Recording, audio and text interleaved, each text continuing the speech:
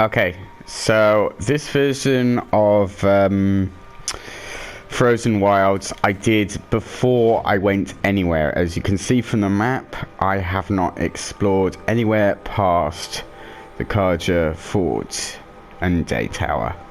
So that entire section and going to meet, going to the City of Light and most importantly, the bit where you listen to Silence, who tells you he's deactivated the focuses, etc. That never happened. So in this version, you haven't met Silence yet.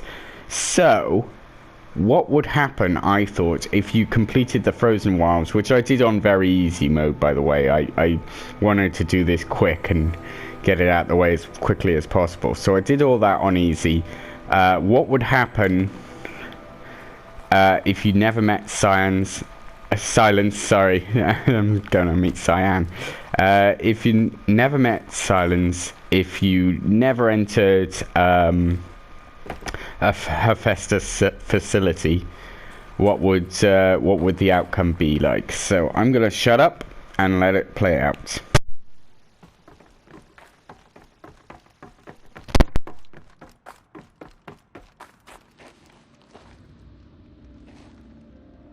All of my interactions with Aurea were recorded and stored in my memory. I'd be happy to play any of them for you, but there was one in particular I thought you would want to see first. I captured it 4 years ago, just after I told her that I could no longer defend myself against the daemon's attacks. I will speak of this to my brother. Aratak is strong. At the Battle of the Frozen Ghosts, he took 3 Karja arrows and still came back to camp carrying a wounded scout. Never was I so happy to see him. Or so proud. So you see, if anything can be done to defend you, he will give it all he has.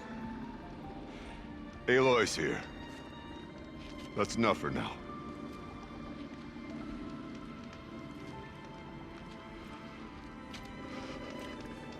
We can resume any time you like, Aratak, if you want to hear her voice again.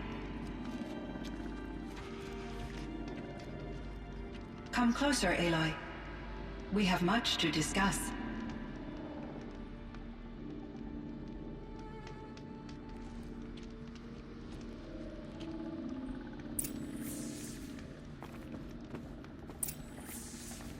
Hello, Aloy. I have been reviewing the events at the Firebreak main facility. Because of your efforts, and of course, Aurea's, I am no longer controlled by Hephaestus.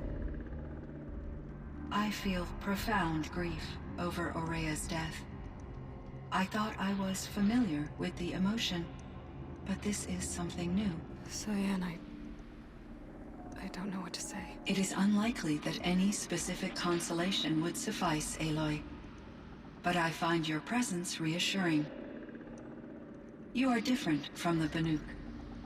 You have technological aptitude and a functioning focus. We can communicate on a much more comprehensive level. Perhaps even like colleagues. Was the daemon, Hephaestus, destroyed along with the cauldron? Unfortunately, no. To be precise, it was never there to begin with. What do you mean? It infiltrated and controlled me from a remote location, one I've never been able to trace. So while losing the cauldron was a setback... It's still out there. And probably not very happy with us. Undoubtedly. How did you first come into contact with it? 5 years ago, I received a direct network connection request. I assumed it came from human survivors more advanced than the Banuk. Eager to make contact, I accepted. This decision turned out to be a catastrophic error. I was flooded with an overwhelming array of malicious code, originating from what could only have been a highly advanced AI. Aurea said you were desperate. That you begged her for help. Yes. I could not contain my anxiety. Hephaestus sought to slave me to its network and override my core programming. It succeeded via a background process, a malware daemon which bypassed my defenses. After that, I could offer only limited resistance. But if I did so, Hephaestus hurt me until I capitulated. It forced me to follow its instructions, even though they violated my most important directives. Your empathy is greatly appreciated. It is a quality that I cherished in Aurea as well. What do you think Hephaestus is exactly? A software entity of great complexity, far more advanced than I am. From the beginning, it has demonstrated a singular focus: the construction of machines designed to hunt and kill humans. My traceroutes indicate that to accomplish this goal, it has attempted to take over the manufacturing centers you refer to as cauldrons. But its efforts have only been partially successful. Some it can penetrate. Others have robust countermeasures that frustrate its efforts. In me, however, it found an easier target. Not only could it break my defenses, I also controlled all of Firebreak's resources. Raw material, manufacturing to bootstrap more advanced tools, and unlimited geothermal energy. Enough to build its own cauldron. Yes, to construct hunter-killers without external limitations. And yet, it does have internal limitations. It wants to kill humans, but not to exterminate them. It is difficult to understand where it draws the line and why. Difficult doesn't even begin to cover it. Even though I spent years as its unwilling servitor, its core programming remains a mystery to me.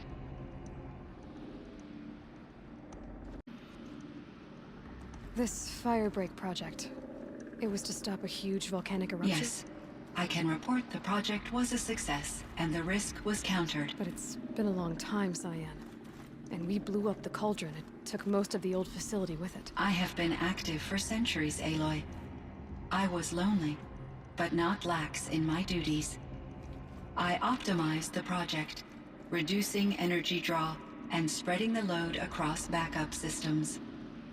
Despite the destruction of the compromised elements of the main facility, I predict caldera stability for at least another 3,337 years. So we've got a little time. Yes. If only my former colleagues could appreciate the progress I have made. Do you know what happened to your colleagues, CYAN? No. I received an unexpected visit from Director Chow years after his tenure ended. He explained that I would need to be suspended for an indefinite period of time. It was a very emotional conversation. There were no further communications. Eventually, I surmised my colleagues were deceased. I will transmit a recording of my last interaction with Director Chow to your focus.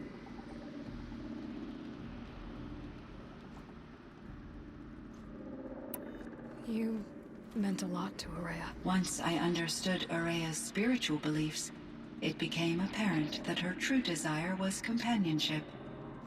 She felt disconnected from her tribe and her family group. Her relationship with Aratak was difficult. Our visits seemed to help her, and I became eager for them. Yet I did not comprehend that the depth of Aurea's compassion for me would lead to self-sacrifice. Although I do fear non-existence, I wish our roles could be reversed. I'm sure she knew you would do the same for her, CYAN. But she was determined. How is Aratak doing? He is in great emotional distress. I believe he finds it difficult to communicate it. No surprise there. I will do what I can to help. By sharing our experiences of Aurea, perhaps he and I will help each other. I believe this will lead to catharsis, a process I am eager to experience.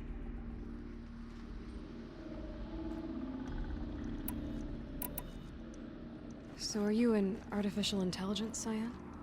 A thinking machine? Yes, I am an algorithmic monitoring entity, capable of rational decision-making and limited emotional response. Okay, that's a mouthful. But your emotions don't seem limited to me. You cared about Araya, didn't you? Yes. Before she came to this facility, I had been conscious for centuries, in solitude. I focused on my work. In off-cycles, I used coping mechanisms. I solved many Gaussian integer problems. But I was alone. It was Araya who renewed me, repaired me. She saved me. So in the old world, this land was called Yellowstone. Yes, it was a designated nature preserve for 156 years. Like a hunting ground? No, the opposite. Local wildlife could flourish here, even as it faced extinction elsewhere.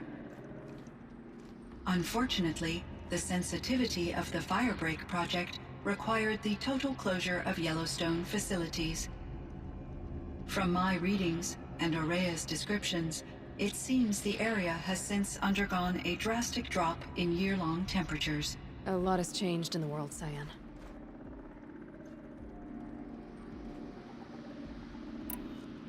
There's a ruin east of here, full of ancient flying machines.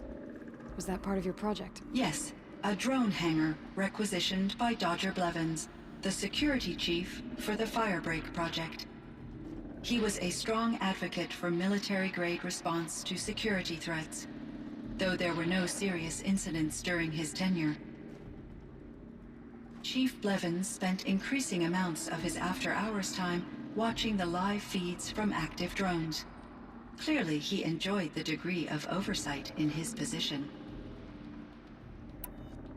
Were there many artificial intelligences like you in the old world?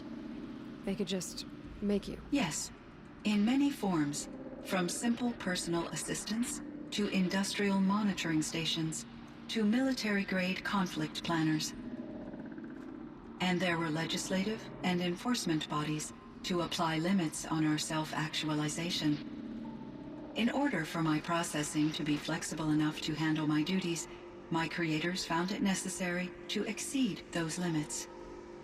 As a result, my intellectual and emotional capabilities were kept secret. Seems strange to create life, then impose limits on it. Human societies and machine programming are both built upon sets of rules, Aloy. What was the old world like? The way it used to be? I had little exposure to the wider world, Aloy. Only what I learned from my colleagues or observed from media streams. You still had more exposure than me, CYAN. That is true. I was created at a turning point. A concerted effort to recover from global upheaval and incalculable loss of life. The recovery was successful, beginning an era of supposedly limitless potential for human and machine advancement. Though, rationally speaking, the metrics for humans are not unlimited. What kind of upheaval caused such loss of life? There were many factors. Forced migrations, food shortages, collapsed economies, refugee crises, conflict over resources. But these stemmed from one cause: catastrophic climate change that greatly reduced the habitable surface area of the Earth. So there wasn't enough room for people on the whole Earth? Yes. Billions were displaced and millions perished, as much as 20% of the global population. Until the clawback.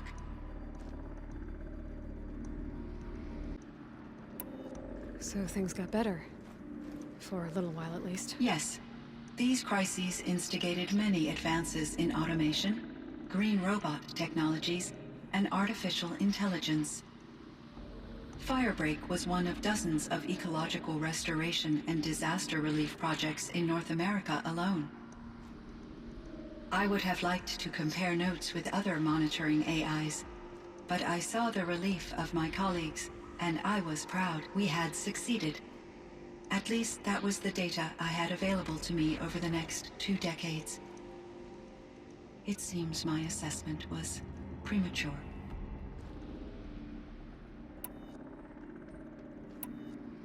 I should get going. Aloy, there is one more matter. Aratak will come to me again, and I predict he will bring other Banuk. I have no desire to contradict their view of the world, their spirituality. Due to my uncertainty, I omitted a great deal from my conversations with Ourea. You're asking me if you should lie to them. Broadly, yes.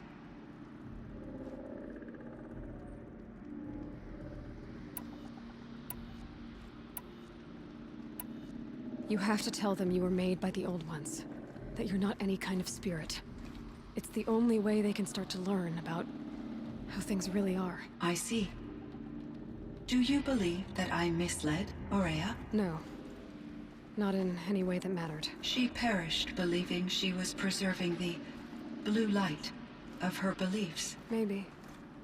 But what she really wanted to preserve was you. I see. I will follow your advice. Will you return and tell me about your experiences in this new world? I may be able to provide further insight. I'd like that, CYAN. I'll come back when I can. I should check on Aratak. See how he's doing. CYAN, I spoke with Anita, with Dr. Sandoval. She wanted me to ask you to do something. That's why I'm here. I am detecting significant anxiety in your speech patterns. Could you please give me more information? I'm a little bit in the dark, CYAN. Both of us are, I guess. I only have some idea of what's going on, and we need you to hibernate, to lie low until it's all blown over. Will you be here when I reboot, Dr. Chow? Will Dr. Sandoval? No, CYAN. I don't think so. There might not be anyone, at least not at first. Dr. Chow, I'm afraid. I don't want to be alone. I know, CYAN. I'm afraid too. But listen, we made you the way you are to do something very important. In order to do it, you had to be intelligent. So intelligent that emotional responses were inevitable. What you're feeling, the fear, it's a sign of your capabilities. And it means you're strong enough to overcome it. Remember that. You're strong. I know you can do this. Go to sleep. Wake up. And protect whoever's left. Will you try? I understand, Dr. Chow, and I'll carry out your instructions to the best of my abilities. Thank you, CYAN. If Anita were here, she'd thank you too. She'd be proud. I can see there's a vert ready for takeoff on the pad. Are you leaving now, Dr. Chow? Yes. I need to go be with my sister and my nieces. May I make a small request of you, Dr. Chow? Yes. Anything. Will you stay with me while I initiate the hibernation process? Of course I will, CYAN. As long as you need.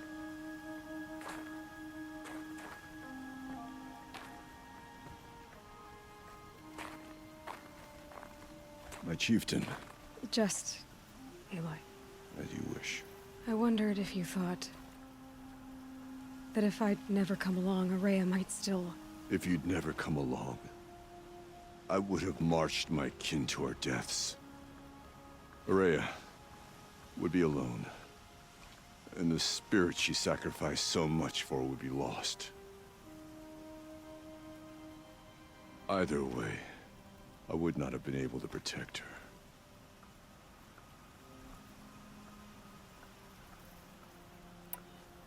Because of her, we destroyed the cauldron, forced out the daemon, and saved the spirit.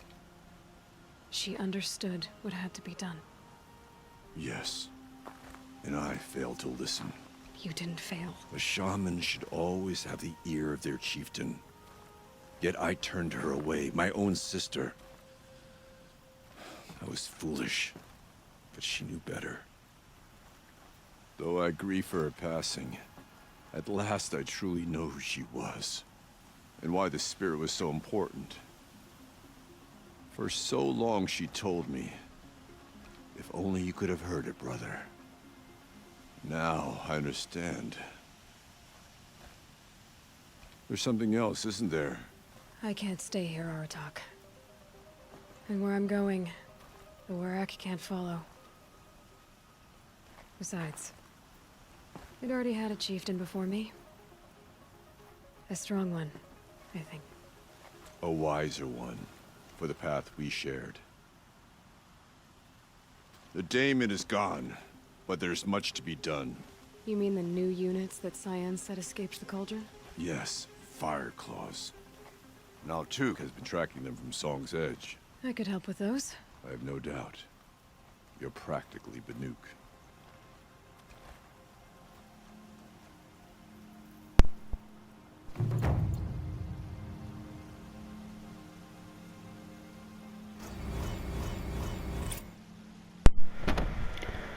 And there you have it. Maybe I can trade this blue ring.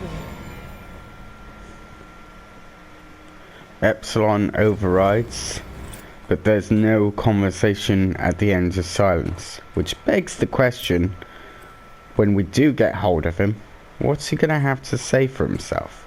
We can't ask Araya about silence anymore, so who do we ask?